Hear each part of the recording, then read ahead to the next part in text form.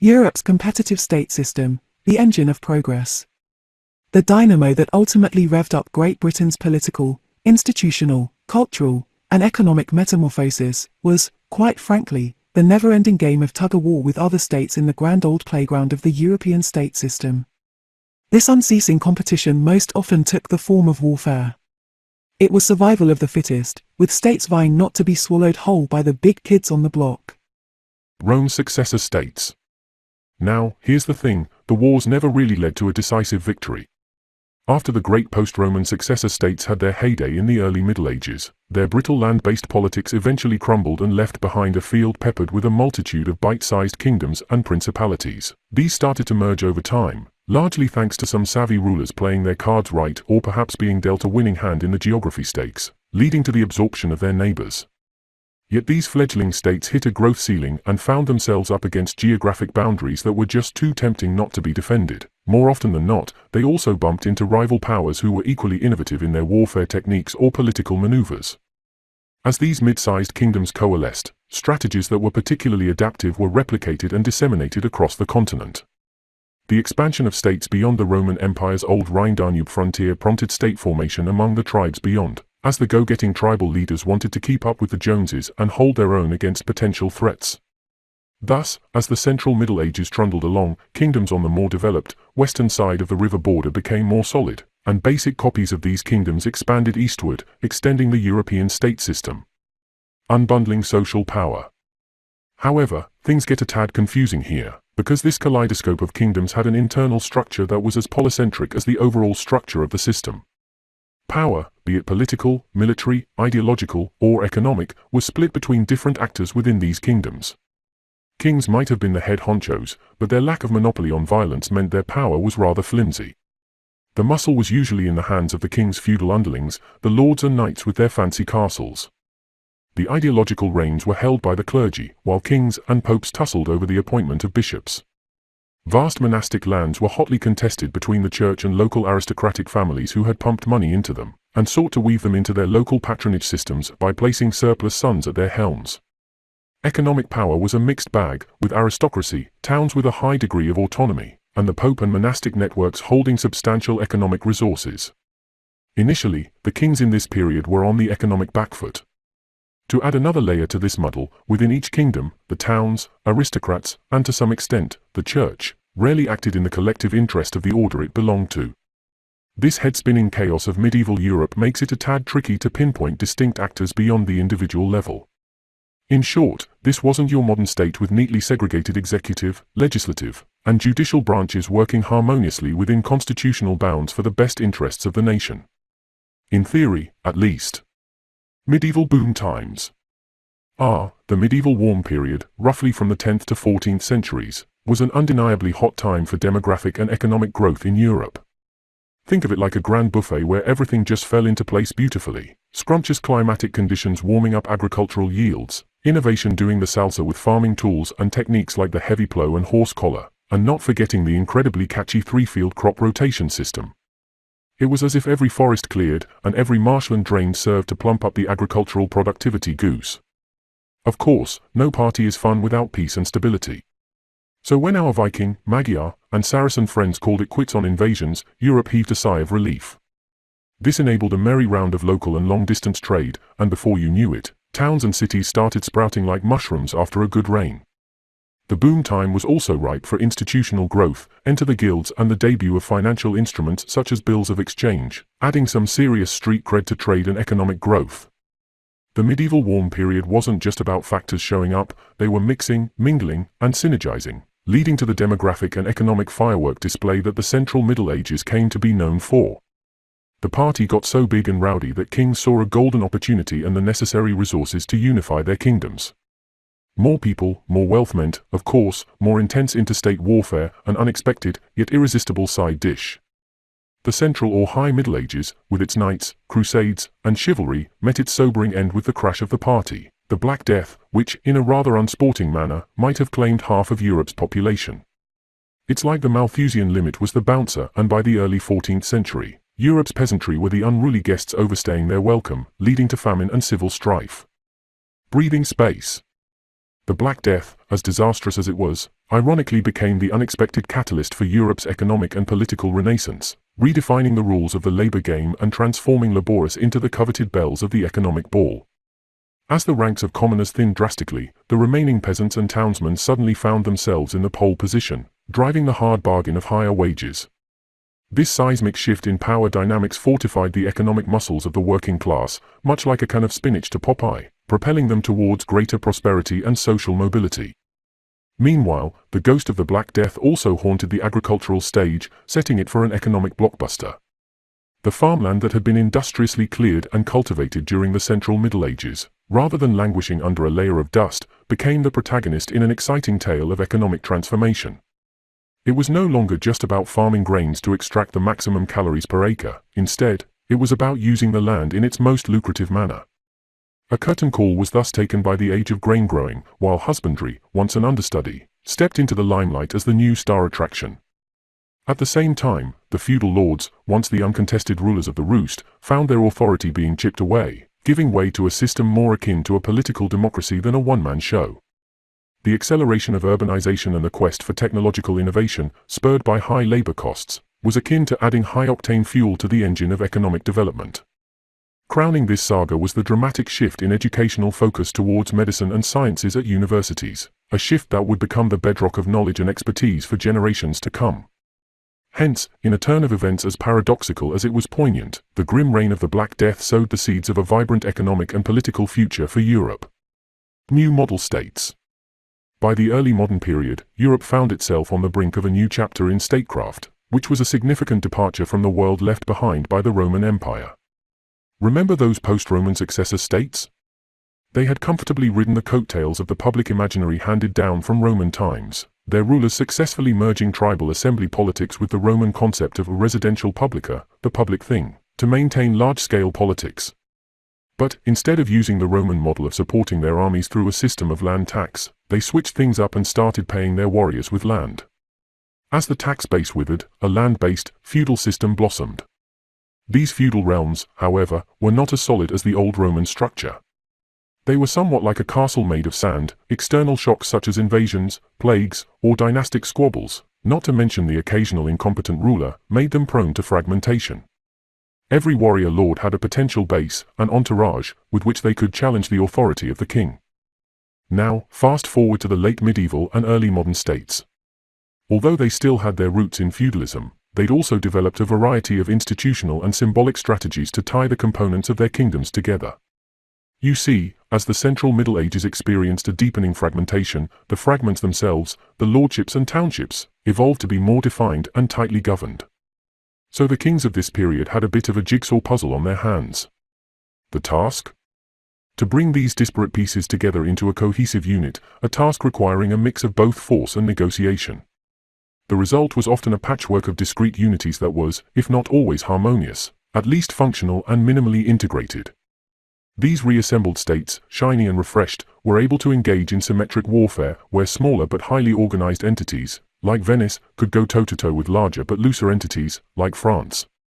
This competitive state system was like a finely balanced scale. Coalitions would form to oppose any potential bully, and states would cleverly sponsor powers located to the rear of their rivals to divert military resources away from themselves. In essence, survival was the prize for constant performance improvement. Although this continuous, often inconclusive warfare was a drain on wealth in the short term, it ironically set the stage for long-term economic transformation. Funny how things work out, isn't it? Frustrated dreams of empire. Oh, the dreams of empire. As far back as we can recall, there have been bold attempts to rise to dominance in Europe, to step into the shoes of the Roman Empire. Yet, the persistent polycentric and self-balancing character of the competitive state system in Europe was like the stick in the spokes of each aspiring hegemon's chariot wheel.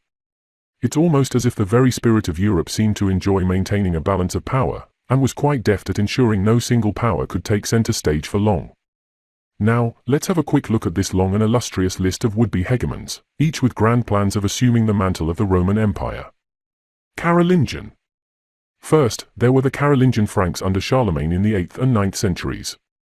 Despite ruling over a vast territory, the empire splintered after Charlemagne's death, illustrating that even with all that territory, holding the empire together was no walk in the park. In fact, the the brittle land-based feudal politics meant that the larger the Frankish Empire grew, the more like it was to fracture. This was particularly the case with battle-hardened marcher lords, who were hard to monitor on the wild frontier of Christian Europe. Holy Roman Empire. The next contenders for the role of hegemon were the Ottonian and Salian dynasties, who established the Holy Roman Empire, who, between the 10th and 12th centuries, gave it their all. Yet, their realm was disrupted by internal struggles and a fragmented power structure. The Catholic Church, though providing counsel and legitimacy to the early Germanic successor states, posed a potential threat, given its transnational scope. In the Central Middle Ages, the Church's centralization around the Rome-based Pope reached its pinnacle. By publicly reprimanding any European ruler seeking absolute authority, the Pope enabled the lords, still a warrior elite, and fortified towns to break their bonds of fealty to their king. This led to dramatic events such as the penance of Henry IV at Canossa and the excommunication of Frederick II in Lyon. The Pope's powerful stance thus scattered power among secular holders, urban, lordly, and royal, thereby strengthening the practice of territorial polycentrism. Ironically, this dispersal of power would set the stage for the fragmentation of Christendom along territorial lines during the Protestant Reformation, thereby undermining the Pope's authority. Mongols.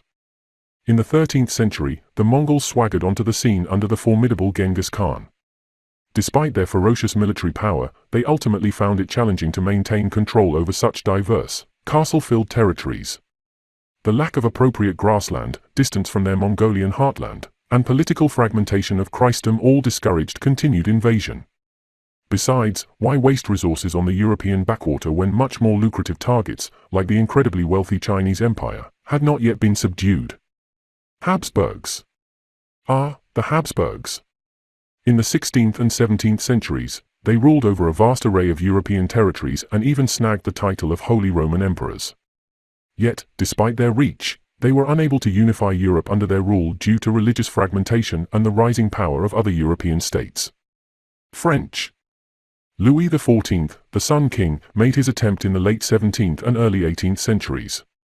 His dream of making France the dominant power in Europe, however, was thwarted by various coalitions determined to maintain the balance of power. Last but certainly not least, there's Napoleon Bonaparte. In the early 19th century, he swept across Europe with grandiose visions of a French-led empire. And while he did have his moment in the sun, his dreams were ultimately dashed at Waterloo. Each one of these aspirants had their sights set on becoming the new Roman Empire. But time and time again, they found that becoming the hegemonic power in Europe was much easier said than done. So, it turns out the legacy of the Roman Empire was less about its long shadow, and more about the resistance to any power trying to recreate its dominance. Quite the plot twist, wouldn't you say? What was so special about the Romans? What's so peculiar about Europe?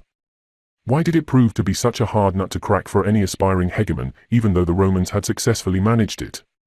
While empires have their fair share of peaks and troughs, their end typically paves the way for a new dominant power, unless we're talking about Europe. So, what's Europe's secret? Europe is akin to an intricate tapestry, stitched together with various geographical elements. Consider its multiple cores, think Scandinavia, Italy, Balkans, Iberia, riddled with peninsulas, medium-sized rivers and flanked by the long coastline. Then you have the barriers, the Carpathians, Alps, and Pyrenees. This jigsaw of geographical diversity, mountains, peninsulas, a smorgasbord of rivers, in essence, provided distinct cores for various kingdoms to flourish. For instance, while France orbited the Seine, Austria organized around the Danube, and so on. Take China, by contrast, with its two dominant river systems, Yellow and Yangtze, unobstructed by significant barriers, and an arguably tame coastline. This made any power reigning over these river basins well placed to govern northern and central China's lowlands, and ultimately control the mountainous south. Back to Europe, the robust geographical fabric tilted the odds in favor of a polycentric dynamic. Europe's distance from the Eurasian steppe grasslands, home to powerful nomadic confederations, was also a factor. Europe's strong internal barriers, political fragmentation that made landing a knockout blow hard, and its elite's irritating habit of building formidable castles also made it a less appealing target to would-be nomadic invaders. These formidable military forces, because of the strategic and tactical mobility resulting from every male being a horse-riding hunter, were thus less of a threat to Europe compared to China. Europe's insular geography allowed the initial focus on internal disputes before transitioning to symmetrical warfare with similar capable kingdoms. They could get on with the business of fighting one another in symmetrical, inconclusive warfare in the privacy of their own continental. This geographically insulated arrangement, shielded from external disturbances, allowed the incremental accumulation of institutional tweaks and traditions over time, gradually melding these kingdoms into ever more competent entities. Even periodic incursions by militarily superior foreign forces could have shattered this methodical process of evolutionary change, disrupting Europe's stride towards modern statehood. Interestingly, even though Europe's geography predisposed it to a polycentric distribution of political power, the Romans managed to establish a sturdy, enduring empire. The key to unraveling this enigma lies in the unique starting conditions of the Roman state around 300 BC.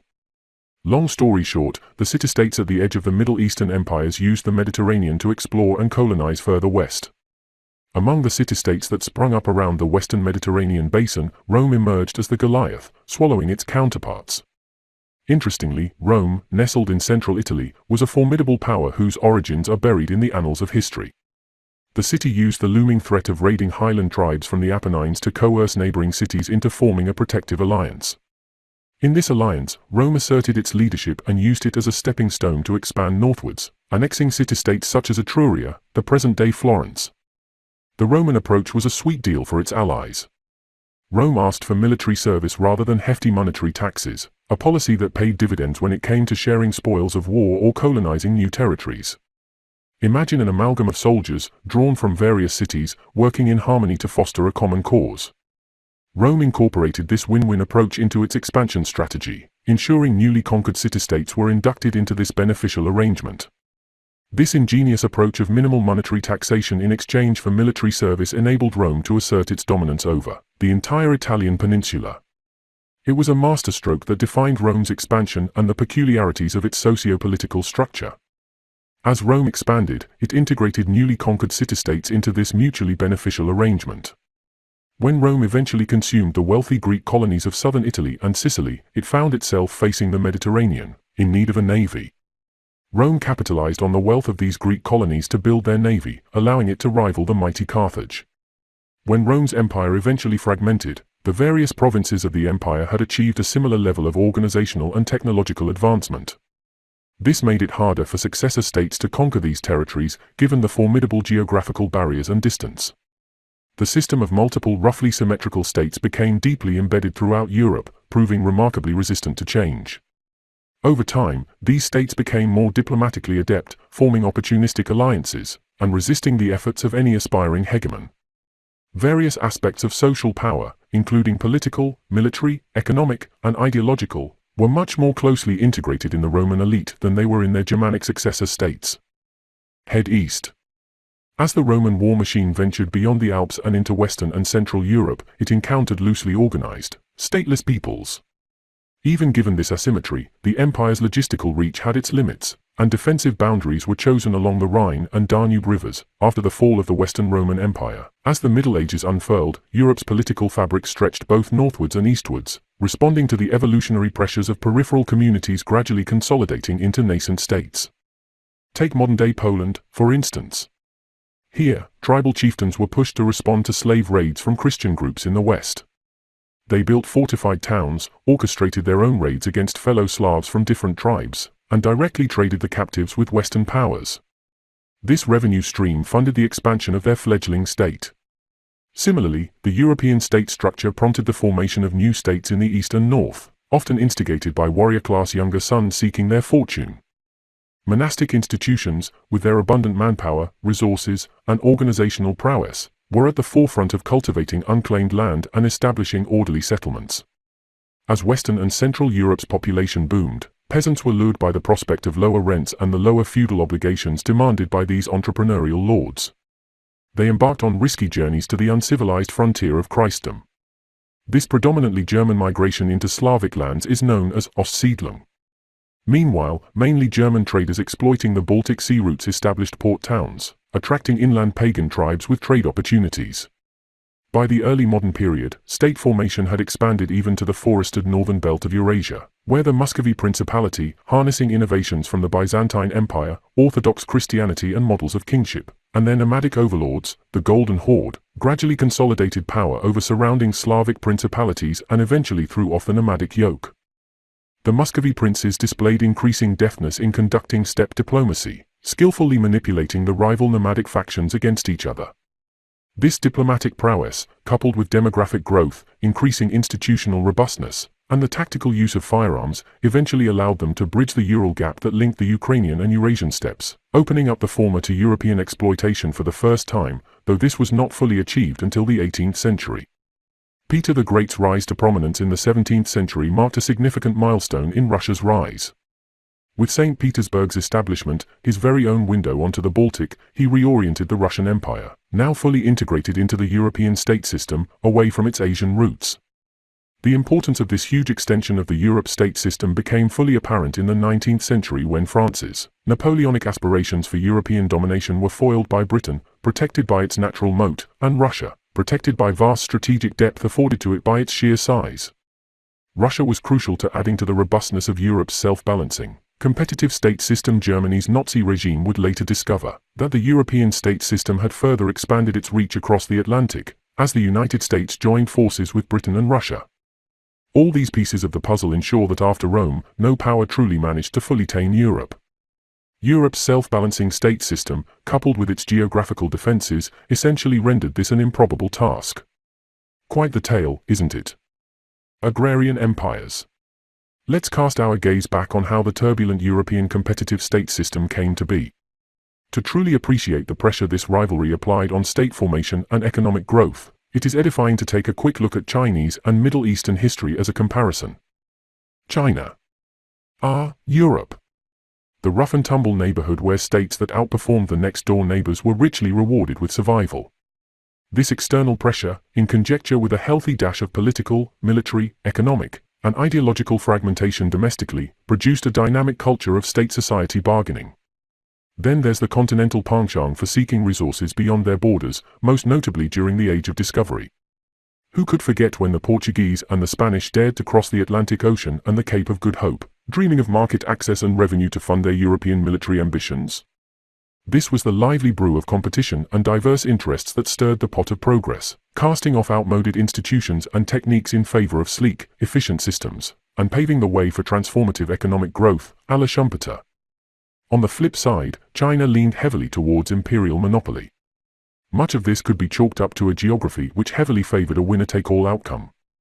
The other major factor was China's uncomfortable proximity to the steppe. This had three intriguing effects. First, the ever-looming specter of rapid, devastating invasions from the boisterous nomads spurred Chinese provinces to duke it out until one emerged as the hegemon, directing resources towards fortifying the vulnerable northern border with the steppe, effectively ensuring China's security, as splendidly epitomized by the Great Wall. Secondly, the steppe's proximity offered nomadic confederations a golden opportunity to seize China during its vulnerable moments, whether provoked by Malthusian pressures, drought, floods, pestilence. The result was usually a nomad-founded conquest regime. Two notable examples include the Yuan and the Qing dynasties. These nomadic invaders tended to become sedentary and cultured rulers on the Chinese model, and given enough time the cycle would repeat itself. The third piece of the puzzle is the Chinese kingdom's access to a generous supply of horses from the steppe's fringe. These equine reserves were instrumental in aspiring Chinese kingdoms' bids for total domination of the Chinese heartland. Why, you ask? The answer lies in logistics. These horses allowed aspiring Chinese kingdoms to overcome the logistical knots that typically tangled up rule over vast territories, and the existing empire to trot along comfortably for extended periods. And thus, we have a tale of two systems, the diverse, competitive European state system, and China's tendency towards centralization and unity, each with its own unique ingredients. Let's now turn our attention to the Grand Chinese heartland. Here, once an imperial hegemon managed to get a firm grip on the throne, its primary concern was more to preserve its vast, wealthy dominions than to use available resources for territorial expansion. The Yuan dynasty's attempted invasion of Japan was more a reflection of Mongolian background of the regime than the typical Chinese imperial model. Chinese emperors usually played it safe, you see, levying light taxes to avoid causing a ruckus in distant provinces. Similarly, these rulers typically kept their noses out of the affairs of local aristocratic families. Oh, and they were not particularly fond of coastal merchant communities rubbing shoulders too much with the outside world. After all, Wealth accumulation and the influx of foreign ideas could encourage these regions to establish an alternative power base and challenge imperial rule. And who wants that?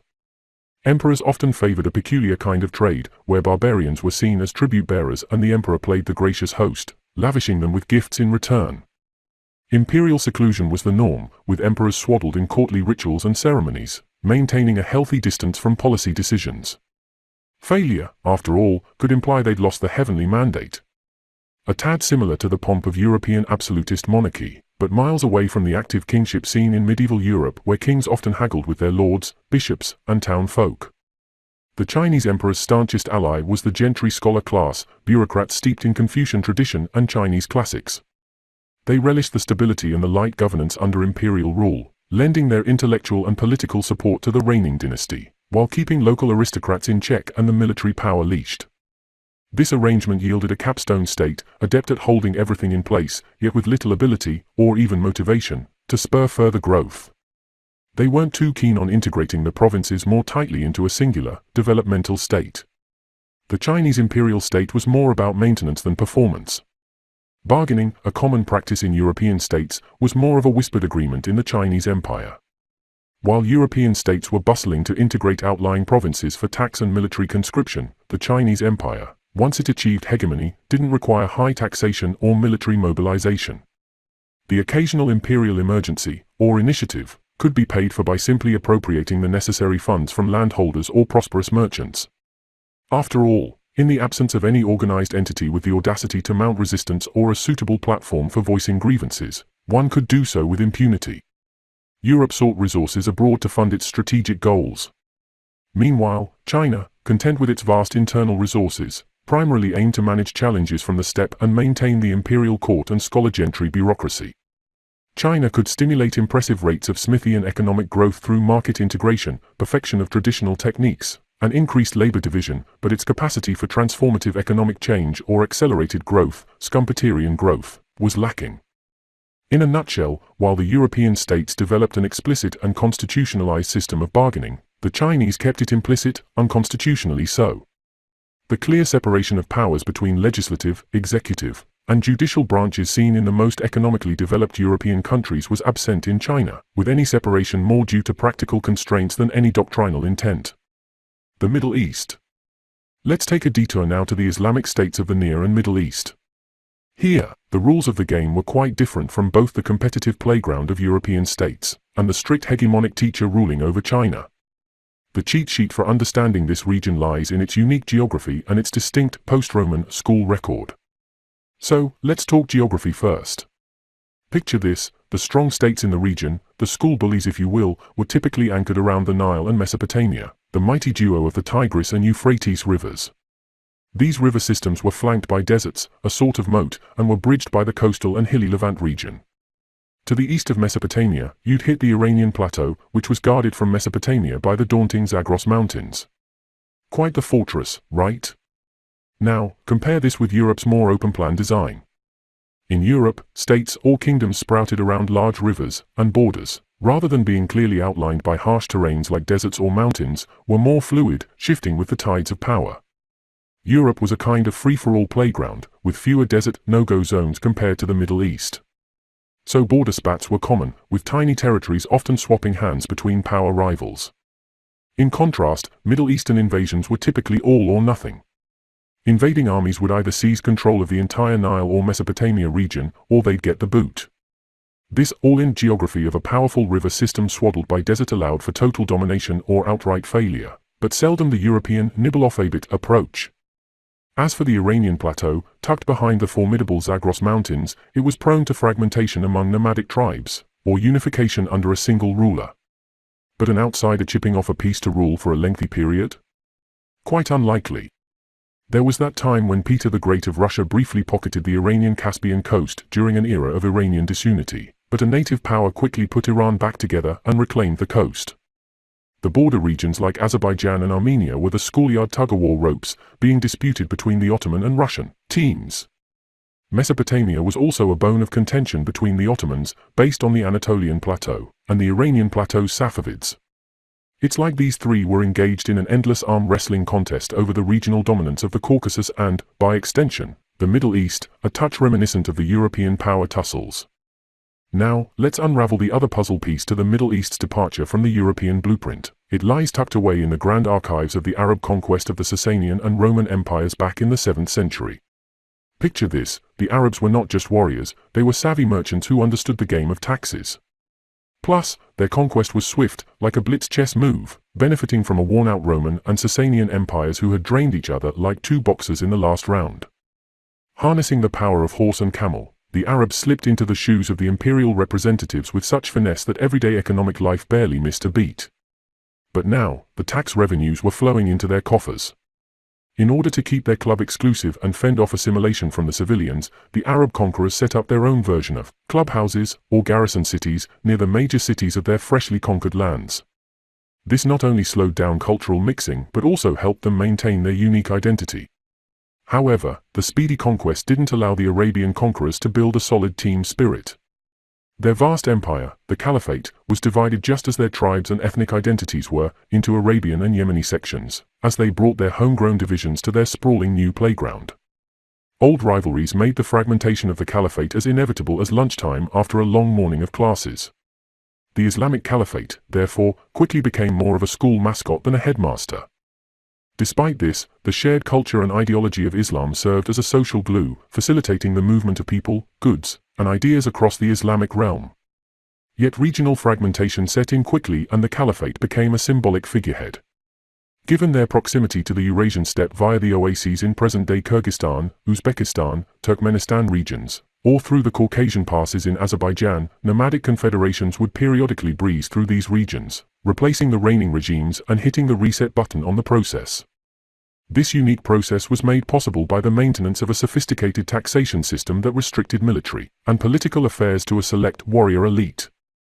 When rulers tried to break free from this clique by using Mamluks, slave soldiers drawn from peripheral areas, typically the Caucasus, the idea was that these troops, with no local ties, would be loyal servants to their ruler. They found these troops, however, over a generation or so, developing their own agendas.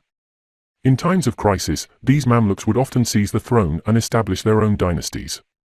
Unlike their European counterparts, these regimes rarely negotiated with local representatives, whether for military conscription or taxation. When they did feel the need to haggle, their preferred partners were the imams, from whom they sought a legitimacy upgrade. The bargain? A pledge to uphold a strict interpretation of Sharia law. The unique blueprint of the European states, where original Germanic elites were awarded land and the tax system was left to decay, led to the need for kings to renegotiate their tax access terms in the Middle Ages. But in the Middle East, the Roman and Sasanian systems of land tax had never been neglected. In the grand scheme of state capacity, the critical factor in the Middle East was less about the degree of political fragmentation. Remember, these processes were already underway before the later Ottoman-Safavid-Mughal trio set up shop.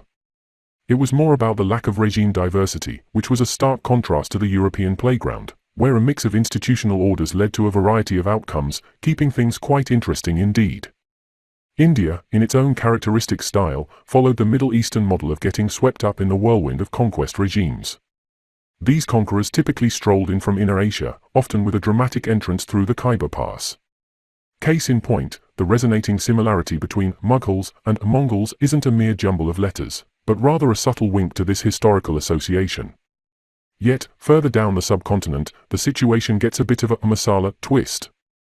A scaled-down version of the European state system makes an occasional guest appearance, albeit not on a scale or with the persistence necessary to fuel a European-style development boom.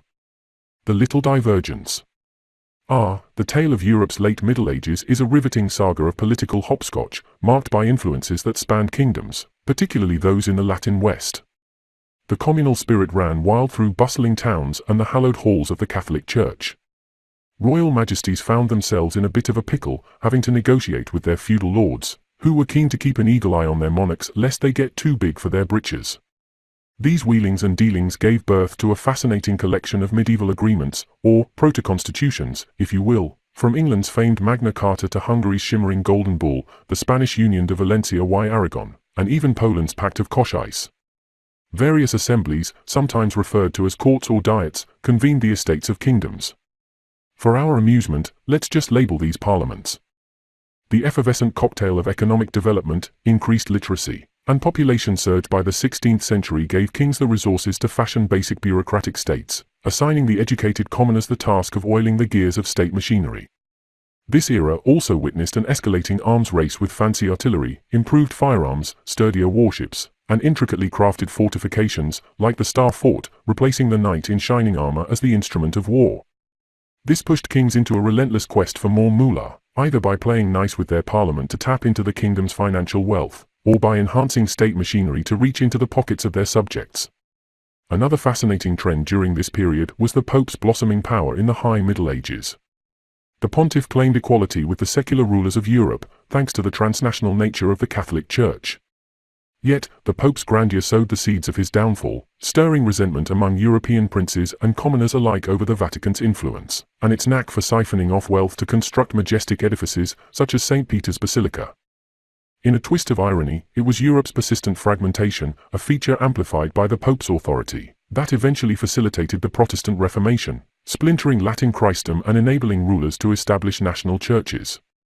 The rise of the impersonal state in the place of the royal household, alongside the creation of national churches, created the space for more distinct differences between European territories. In the 16th and 17th centuries, the Netherlands and England began to diverge drastically from the other European states, when they stuck with the medieval parliamentary tradition whilst their counterparts drifted towards more absolutist models of governance. Simultaneously, a surge in commerce, particularly long-distance trade, started to emerge in the 15th century. The 16th and 17th centuries brought a shift in the tectonic plates of European politics, with the North Sea region, particularly the Netherlands and England, charting a unique course. Unlike their continental counterparts, where newly empowered kings were disassembling parliaments, the English and Dutch clung onto their parliamentary traditions. The secret to their success was a cocktail of geographical convenience, historical heritage, and the explosion of long-distance trade routes to the Americas and Asia. These two nations leveraged their maritime and trading prowess to make a killing from the boom in long-distance trade. They pioneered a political system that prioritized the mercantile class, sowing the seeds for a virtuous cycle that fed the rise of the fiscal military state. The intertwining of commerce and state allowed these tiny powerhouses not only to withstand the storm from larger agrarian kingdoms, but to stand tall, beating them in head-to-head competition. The innovations of the Netherlands and England set the stage for a dramatic overhaul of the European state system, forcing other nations to either follow suit or face extinction. Thus, the foundation was laid for the transformative and sustained economic growth of the 18th and 19th centuries, a period we affectionately refer to as the Industrial Revolution. Conclusion. In conclusion, the evolution of state formation in Europe, East Asia, and the Middle East is a captivating narrative that reveals the unique paths these regions took in their historical development. This diversity in paths, each shaped by distinct geographical, cultural, and historical forces, has significantly influenced the varying political, economic, and social trajectories of these regions to this day. In Europe, the persisting fragmentation and competitive interplay between autonomous kingdoms birthed an array of diverse political institutions, spurring a continual interplay of competition and cooperation. The evolution of statehood in China, however, followed a contrasting path, defined by a cycle of fragmentation and reunification under a hegemonic authority, created a political landscape dominated by a singular central state, resulting in uniform institutions that wielded control across the vast expanse of the country. Meanwhile, the Middle East, with its distinct geographical fortress and post-Roman school record, followed its own unique journey, characterized by the rapid shifts of control, regional fragmentation, and sustained taxation systems. It's crucial to acknowledge the effect of the Little Divergence in Europe during the late Middle Ages on the eventual path of global history.